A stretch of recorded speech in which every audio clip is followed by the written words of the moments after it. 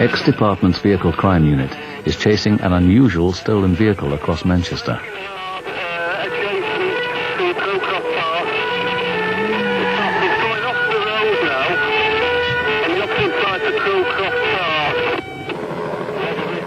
They've been asked to help because they're specialists in pursuing stolen vehicles.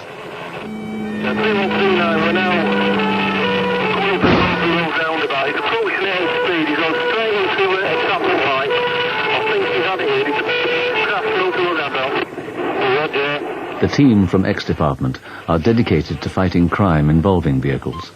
As expert drivers, they're always on call to back up other police divisions.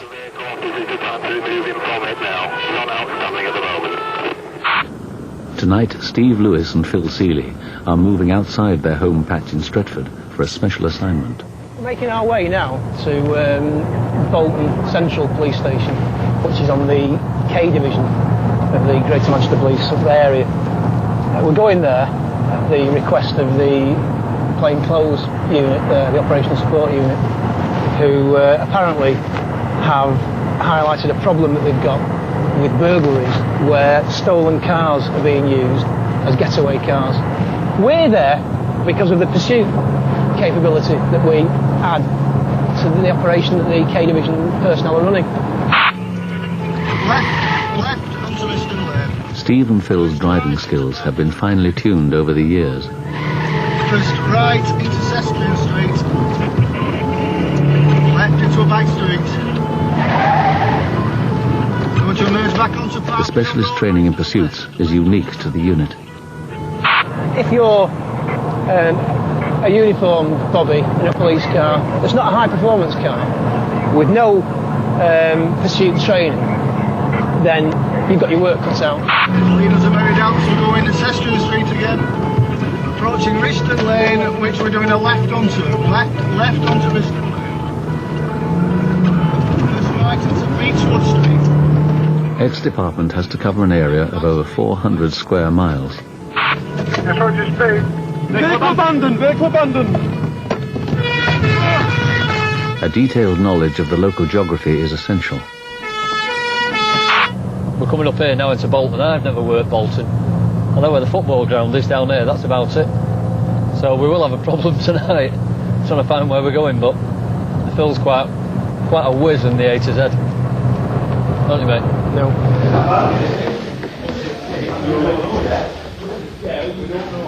The Operational Support Unit, or OSU, in Bolton have set up Operation Cayman in response to an increase in car theft. Welcome to Operation Cayman, and welcome the Stretford officers to the OSU office at Bolton. To put it in a little bit of perspective, since the 1st of March this year we've had 3,000 motor vehicles stolen on this subdivision alone. Works out at 500 a month. Pursuit situations. The OSU, the officers that are in vehicles, as soon as a pursuit situation starts, you pull off. We leave that to the task officers. They've got to come on to the main drag, or the only way is down that way. The only way they can go then is onto the golf course, which hopefully we've got with a bit of luck. They'll be between them and the local. All right. Yeah, you're on sector 4. You got Manchester Road, so you're going back towards Spartanwood? No. Towards St Peter's Way, the motorway. No, the football ground. Yeah. Right. Football grounds on Manchester Road. You go up there. I guess what? No, we're Plod Lane. I've heard of it, I don't know where it is. Okay, so you go there, we'll go there. Right. Sure, mate, I'm driving. 2 hours into the operation, they're still waiting to be called into action. But Phil's been busy. I know where we are, mate. We've got it sussed. Pull the lane towards Overholton, 100 mile an hour. So right, St Helens Road towards the Willows. If we do end up pursuing something, and it's down to the person in the passenger seat, which will be me tonight, to do a commentary. Now that's difficult to do if you don't know where you're going. Wrong direction. That one is wrong direction. Play behind. In this pursuit, the radio commentary helped other police units to converge on the area. He's now onto the correct side of the road and inbound the city along Kingsway. He's now going back over the central reservation, and he's now southbound Kingsway out of the city. Yes, he's leaving us. We're doing 70 miles per hour. As the backup patrols closed in, the pursuit was brought to a safe end, although the driver got away.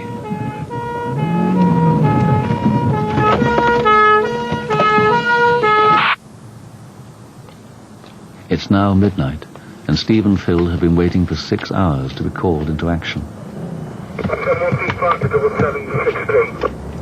Oh, it's us. Is that it? It's on there, mate. Go on, boss. Our location is past the 999 station, which is on your right, mini roundabout. Yeah. Follow the road round to the right, into that exit. Over. Yes, got you. I don't get a clue where he said. Oh, he's here.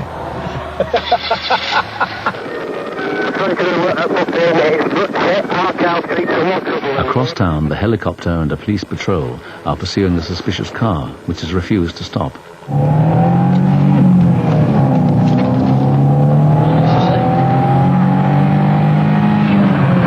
we'll just go and make our way in that general direction. Left into the garage complex, where he's going to abandon. To the end, to the post office, and do it right. We're miles away. 99, that's 2 out of the vehicle onto the playing field. The driver's gone to the right, the other offender to the left. If he's going to cross this open land, then in the car, there's very little we can do. The driver runs across the field, thinking the darkness will hide him, but the helicopter's heat-seeking camera follows him. That's where it comes into its own, the helicopter, because it can... If there was one person in the middle of all this open land, it would find him quite easily, because he would show up as a heat source in the middle of a field. We're following the driver now. Roger, we are monitoring how much obliged. India 99.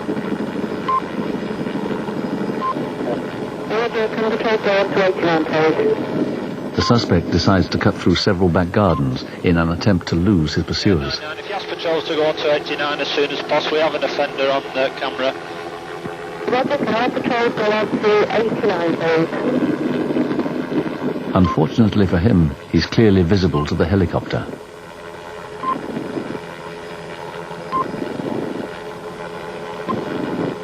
Let's come over the gardens this way. Yeah. And we may go over again and again, and we may not. 399, can you direct us, please?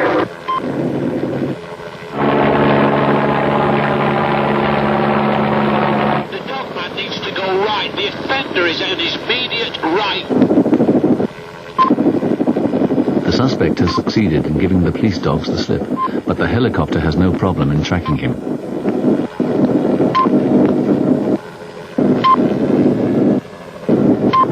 Confident that his escape route is unseen, the suspect appears to know exactly where he's heading.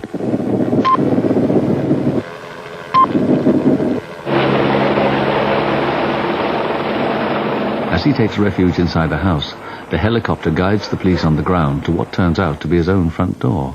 India 99, we have the offender we were chasing detained, over. If we could perhaps have a van, please, to the scene. It's on the main. Back on more familiar ground, Steve and Phil are following a builder's van. An undercover police team have passed on information that it's a stolen vehicle. It's carrying a B registration number plate, but the tip-off is that the van is much newer than that.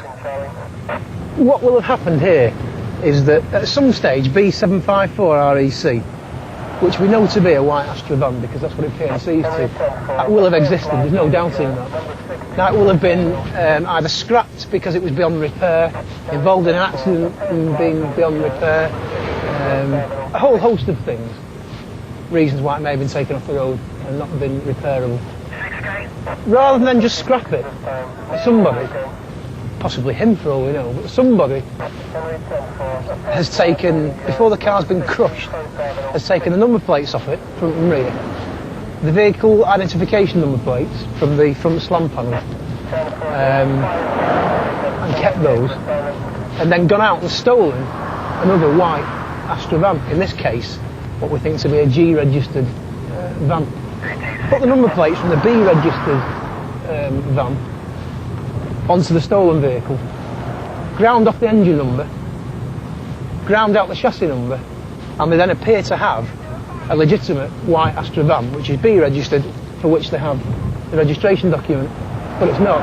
All they've got that's legitimate is the registration document, the number plates, the whole van and engine stolen. Give me, mate. Got me? Yeah.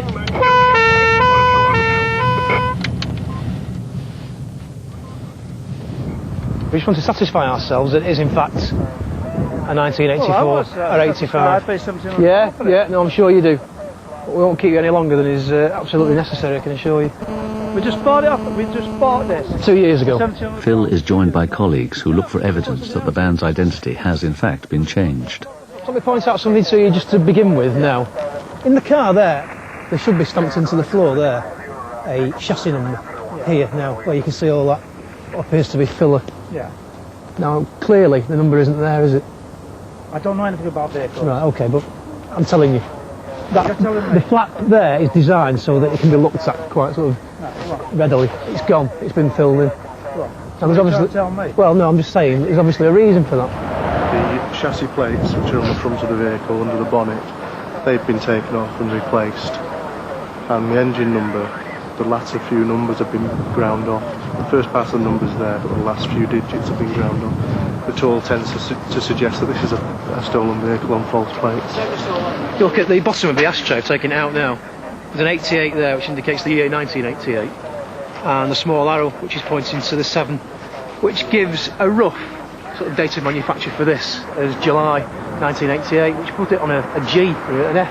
F or An F. Rich. Be a late F, possibly. Or possibly an early G. Somebody's lost the car in the first instance, haven't they? If it is a stolen. Mr. Taylor, let's point something else out to you now. You can do what you want. Right, well, I'm going to.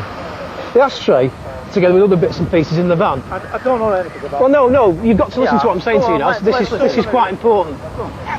The year of manufacture here, this indicates, is July 1988, which puts this as a G or F registered van, not a B registered van. It clearly isn't a B registered van in anybody's eyes. How would we know that? You know, well, go looking for things like that. Well, if you're going to buy a car, strictly speaking, the responsibility to ensure that it is straight lies with you. Nobody else checks it for you, do they? So you're trying to say I'm a criminal because I bought it? No, I'm trying to say that certainly it needs looking into now. You can do what you want. All right. I can tell you, I am going to piss off somebody, stole it, anything like that. Well, no, I don't know that, do I? All I can tell you, what I do know, is that the facts point towards this being a stolen van. You can appreciate the position I'm in. I don't like being told by being police. The van, maybe, I don't know. I'm not sorry, I'm upset. What you've come up with now, it sounds like it's robbed. Well, how do you feel about the person that originally owned the G-registered van? I understand that. You know, the thing is, I am against. We're going to lose that. If you understand it, I'm an innocent person. Legit. He's bought the car legit. I have a very good reputation all over Wilmston. I am. Well, I'm going to say it, but I'm major contracts with insurance companies. Don't say and I don't want this on television. Because when you're going to look at television, there's a criminal now and we're using it. No, they're saying that you're a person that's driving a possibly stolen van.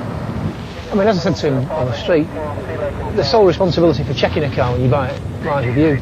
No one else is going to do it for you. And it's a simple thing to do. A lot of people just don't bother.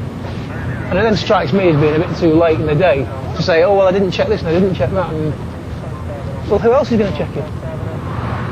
And if you went into a shop and he says he paid £1,700 for that, and we're going to part with £1,700 of your hard-earned money, would you check what it is that you were buying? Of course you would.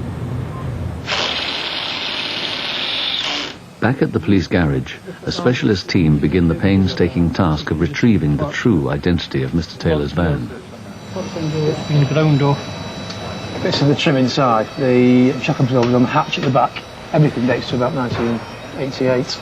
But we need to be able to say that it's this particular car rather than it's a car that was made in 1988. That's no good to us. And hopefully these chaps will be able to tell us shortly.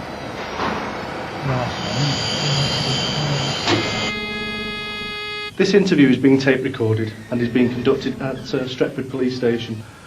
I'm PCX 7439 Bebbington from the Tactical Vehicle Crime Unit. Okay, Mr. Taylor, I'd like to tell you at first that you're not under arrest, okay? You're free to leave this police station at any time. If you wish, you can consult legal advice before I speak to you about this incident. Do you wish to do that? No.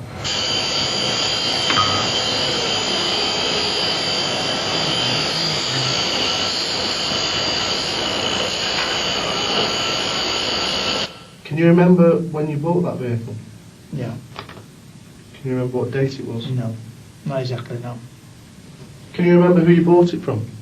How it came about is that I was told it was a van for sale. Who told you? Well, just various lads in the pub in Yates's wine bar. That's going to be an Echo there. That's going to be Echo. Right. That. That's a 1, 4. Having another go, mate? Yeah. I know the name of the lad. You know the well, name of the lad? I don't know his. All I know his name is. I was told where the vehicle was. I met the chap at his waitlet. Can you remember the address? No. No. Well, lads has gone back now just to get a search on the computer, just to see how many white vans of this make and model there are currently outstanding stolen. And they can work back from there then, from the engine numbers, the those, and chassis numbers, see what they can match up to this one. Oh, excellent. What's the engine number on it? I sent the logbook up. It come back to me saying that they needed some more information, the Swansea. They sent back and said, as far as their records was concerned, that this car had been scrapped. Yeah. Right? Yeah. I remember that. It had been scrapped. Would I supply them with the chassis number? So I supplied them with the chassis number and where it was, sent that back, and they said it was okay and sent me that. That'll do. Thanks a lot. Cheers, Chris. Where's he gone? Go on. Foxtrot 895 Golf Juliet Alpha, stolen 26th of May 1992. This man's apparently sold you a scrap car. The police later interviewed another man about the stolen van. He has since been charged with handling stolen goods and is awaiting trial. No charges were made against Mr. Taylor, but he lost the £1,700 he paid for the van, which was returned to its rightful owner. Back on the road, Steve and Phil are called out to help with Operation Beirut, a drugs raid in a neighbouring division. We're going to Chigley Police Station, which is an area of Stockport, where the plainclothes officers there have got a target who's believed to be distributing drugs. They've got an idea of intelligence who's going to be leaving an address this evening to go and sell drugs in clubs and pubs in the Stockport area. The main targets for this is a lad called Adrian Tomlinson and Stephen Sampson. Tomlinson's vehicle is a red XRP. In an attempt to catch the drug dealers in the act, the undercover officers will pose as ordinary customers in the pub and secretly radio out information. It will be Steve and Phil's job to follow the target's car after the drop has been made. Also, while we're on the subject of the auto crime unit, a lady called Tass, they will be responsible in the circumstance of a vehicle pursuit taking place.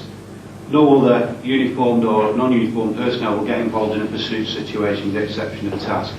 The pub that we're interested in is the Harvester, which is about another 100 yards on the right hand side. We'll pass it shortly.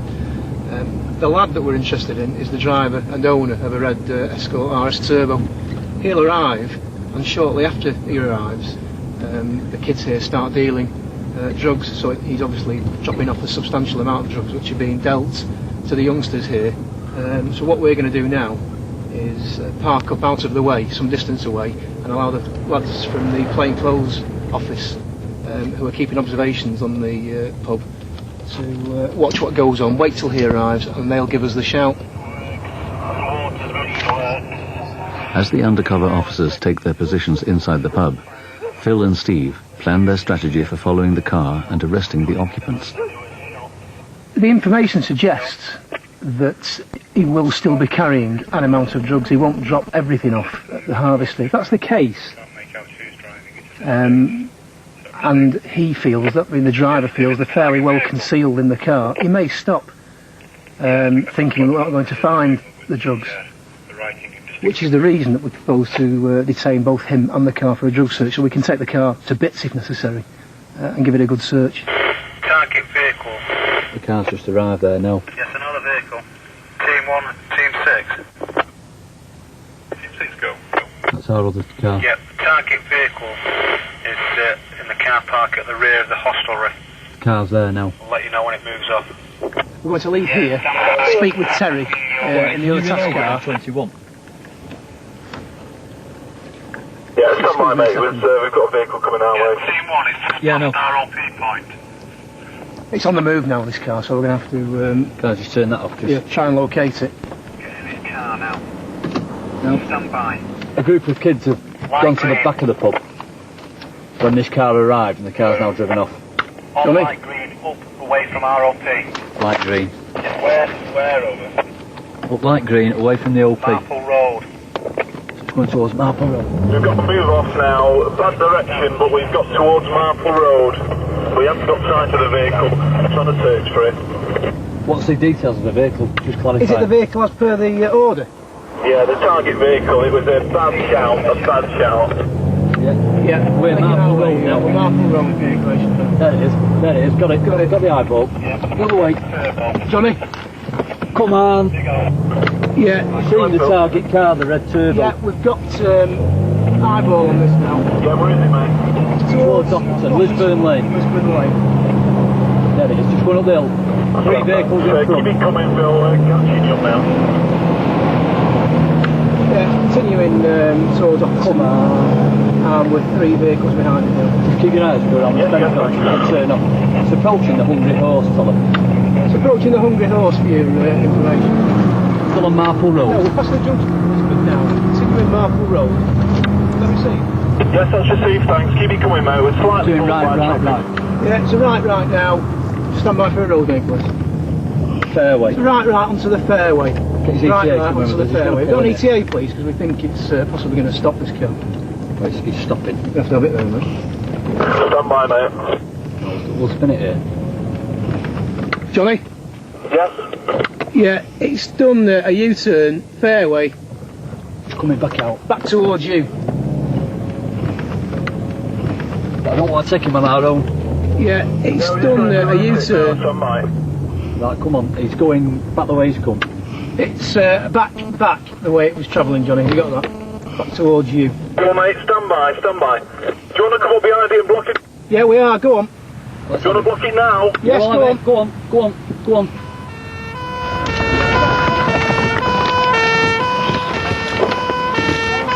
the floor. All right. On the floor. Put your legs out. Put these on you, alright? No problem. Go on through. The 2 targets are held as Steve searches the car. Just looking in the vehicle now for anything drugs related. Now. Straighten your arms a little bit. They won't hurt. I can't straighten my arms. A sock full of drugs is found in the underpants of one of the targets. The drugs have been divided into small packets known as wraps, ready to be sold. Produced these from his trousers, she's saying. On his sock. It's an amount of cannabis, which he volunteered the fact that was in his underpants containing this sock. You were told, obviously, you were being detained for a drug search. Yeah? I'm going to tell you now that you're under arrest. He's only used one clearly. Clearly not, I was off the next colour, that. Good result, boys. Still driving. Cheers, Dave. Okay, let's do it over. Right, look at that little star. Smile. Smile. Look happy. Wait a minute. We've got technical problems here. I'm going to need you, Phil.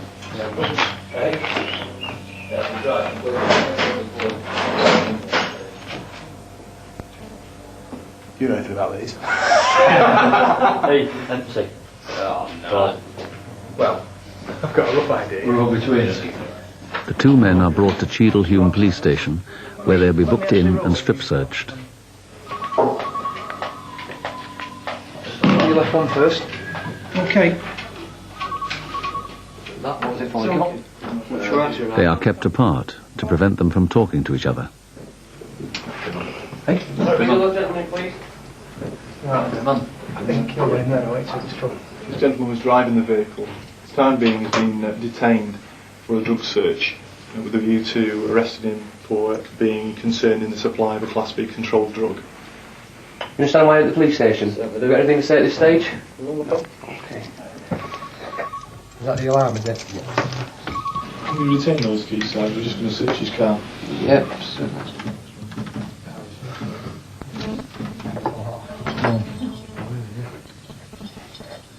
Should be charged or cautioned for the offence with which you've been arrested. I'll need your consent to take your fingerprints and your photograph. Consent? Yep. Yep. 7 crosses, 7 signatures, please. 1, 2, 3, 4, 5, 6, 7. We got any gloves? Right, it's been searched in there, strip search, and we found another small wrap which was secreted down his underpants and between his legs. So we've got one small wrap which he says is for his own use. So obviously I just want some gloves now because I'm not going to pick, with no disrespect to him, I'm not going to pick that up. Where's he only sold 2? Sold 2. Oh, is that? The sold 3. said item. Yeah. Let's say, have we got any gloves? This extra fine is enough to charge Tomlinson. Quantity of what he says is also cannabis has been found on his person, and he's subsequently been arrested for possessing a Class B controlled drug with intent to supply. Where was it? Down his Pants, yeah. You got anything to say about that? Yeah, what, in contact with the solicitor? Yes, you want a solicitor. Okay, no problems. Okay. Operation Beirut is now over for Steve and Phil. 13 hours. When did the overtime period finish? Not sure. Didn't finish yesterday, did it? No. Oh, there was 13 hours, 15, 16, about 18 hours to be rafts.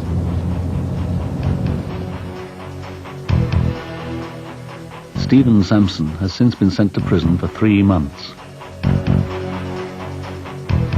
Adrian Tomlinson has been sentenced to 18 months in prison.